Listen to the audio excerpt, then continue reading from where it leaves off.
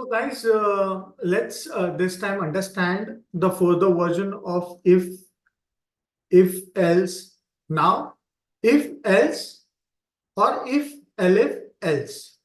Yes. Now, what if elif else statement allows you to check is multiple expression of true and execute a block of code as soon as one of the condition evaluates to true. Now, similar to else statement, the elif statement is optional.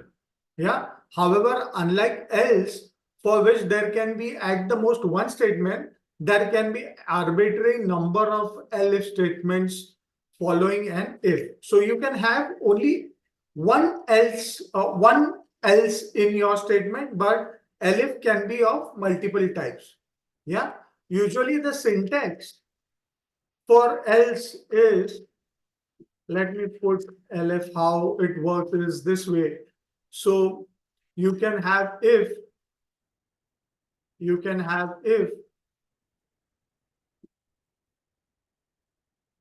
so it may look like this, where if condition statement, which is an indented one. The statements are always indented one from if you write if, elif, or else. Yeah. So let me check why it is not getting indented. Okay, it has got indented. Let me see if this gets indented. Okay, this gets indented. Yes, this gets indented. Okay, it looks good now. Yeah. So this is how the expression works out. Yeah. So let's try to use one of the previous example on discounts. Let us understand how if elif else works with the help of some example. I have this diagram from our previous. I have just made it a bit more complicated for your people so that we can incorporate the elif condition. Yeah. So this is the previous discount thing that we have looked out, but we have made it a bit complicated by having some slabs. So if the amount is greater than 10,000, it is giving a 20% discount. Yeah. But further, if it is between 5 to 10,000, so this is 5 to 10,000, it is giving a 10% discount. Yeah. Further, if the amount is greater than 1,000 and between 1,000 and 5,000, it gives me a, yeah, it gives a 5% discount between 1,000 and 5,000. And if it is below 1,000, then it will give you zero discount. So this is how the entire structure looks like. But how do you code it? Let's try it with the if else first. So suppose I take an input of uh, amount, I'll say purchase amount, which we have earlier. Purchase amount is equal to int, and we'll take an input saying, please enter the purchase amount. Yeah. This will take an input and convert to int, as we have seen earlier in our videos. Now, what I'm trying to do is we'll try to evaluate the diagram which is provided above. So first it says me that if amount is greater than 10,000. So the condition would be if purchase amount, we'll take this, purchase amount greater than 10,000. Yeah. Then the discount was 20%. So discount is equal to amount into 20 divided by 100, which is 20%. Yes. So not amount, it will be purchase amount. Okay. Yeah. Else, if it is not, the purchase amount is not greater than 10,000, then it will again check if purchase amount is greater than 5,000. Yeah, whether it is greater than 5,000, then it should give a discount is equal to purchase amount into how much discount? Should be 10%, which is 10 divided by 100. Yes. Further, else it will again check if the if purchase amount greater than 1,000. Yeah. Obviously, if it is not greater than 5,000, it would be greater. It may be greater than 1,000 and between 5,000. Yeah. It should give me a discount of 5%. So discount is equal to purchase amount into 5 divided by 100.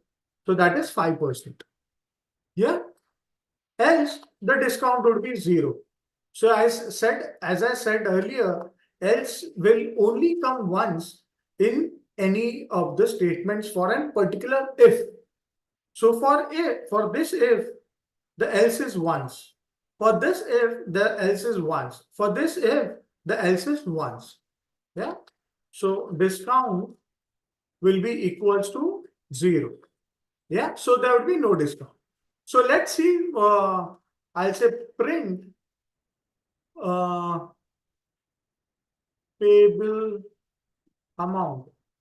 Final payable amount would be that would be uh, purchase amount minus discount. Yes. So this will be a final payable amount. So let's try to run this formula and we'll try to check each of the condition. Yes. Purchase amount. Okay. Comma. Fine. So we'll run this. We'll try to put some amount which is greater than 10,000. So that is 12,000. Let's see whether what is the discount it is giving me. Yeah, it is giving me 20% discount. So 12,000 discount would be around 2,400. So it has deducted 2,400 from 12,000. That gives me a discount of 2,400 and hence the amount as 9,600. Yeah. Let's run the same formula again. Let's check whether if my amount is between 10,000 and 5,000. Let me put 8,000 as our amount. So it should give me 8%, 10% discount. So 10% discount of 8,000 is 800. So it minus 800 from 8,000 will give you 7,200. So the formula is right. Again, let's see if my amount is between 5,000 and 1,000. Let me put the amount as 2,000. And the discount is just 5%, which is 100 rupees. Yeah. Same way, if my amount is greater than or less than 1,000, as per the last condition that we had. Yeah. So I put my amount as 500. Yeah. You can see there is no discount. The payable amount is 500 since the discount is 0. Yeah. Now, we have tried it with various amounts. Yes. While the code will work perfectly okay, if you look at the increasing level of indentation, now you can see this many indentations or this many block of codes a person needs to go through. Yeah. The elif statements makes the code easy to read and comprehend. Elif is short for else. It allows the logic to be arranged in a cascade of elif statements after the first if statement. Yeah. So if first statement evaluates to false, subsequent elif statements are evaluated. Yeah. Last in the cascade is the else block. So I would take the same code from here. And instead of else, I will get the elif statement. So I will elif, yes. Again, I will delete this, get this else, elif. Again, this is else. We need to indent it properly because everything is in the same line. Yeah, elif always comes in the same indentation as if. Okay, discount equals to 0. This looks a pretty good where you do not need to delve in so many indentations as we had in our previous formulas. Yeah, let's try to run this as well and try to find whether our formula is working right. So we'll try with everything. We'll try with some amount which is greater than 10,000, which is let's 12,000 as we did for earlier case. So same amount, 19,600, 9,600. Let's try with 8,000, which is between 10,000 and 5,000, which is again 7,200. So our formula is again right.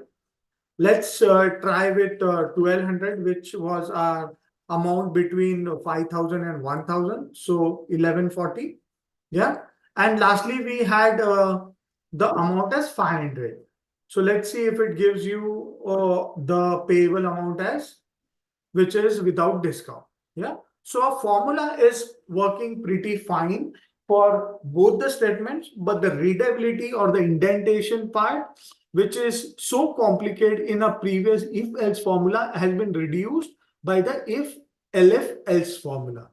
So this is the major difference that you have in as compared to if else and elif.